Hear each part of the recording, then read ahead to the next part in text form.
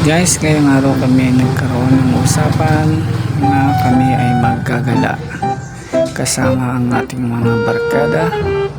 So, gumising kami ng maaga, bandang alas 5. So, naghihintay-hintay lang kami ng konting pagsikat dahil medyo madilim pa. So, ito na nga, nagsimula na kami magbiyahe sa aming pupuntahan at dadayuhin namin ang isang sikat na kainan sa San Pablo, Laguna. So, ito guys,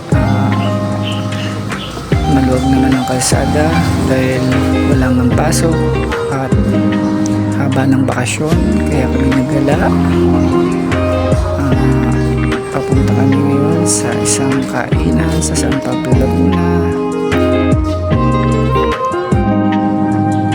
Ito ay ang the original Pabings Goto Lalo sa Kaluan. So, masarap ang ano nito guys, gawa sa kalabaw. Talagang ma-protein yung kalabaw dahil grass lang kinakain ito. So, dito nyo lang matatagpuan yan sa... Tara, ating tigman sa loob ang kanilang masasarap na pagkain. Anong meron sa ating Pabis Goto. Ito na po tayo ngayon. At maraming mga riders na dumadayo rito. Kita nyo naman dito sa kagdaan pa lang puno ng kanilang mga pintor.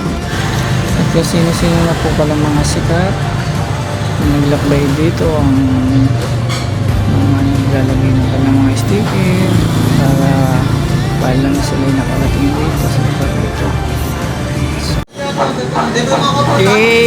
Naglalapot ang sabaw.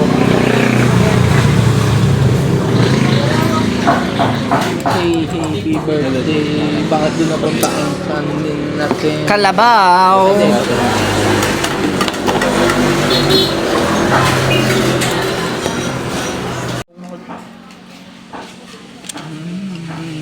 At siya, hindi ako. Lulusot tayo ng ano na, ng Padre Garcia. Sabaw.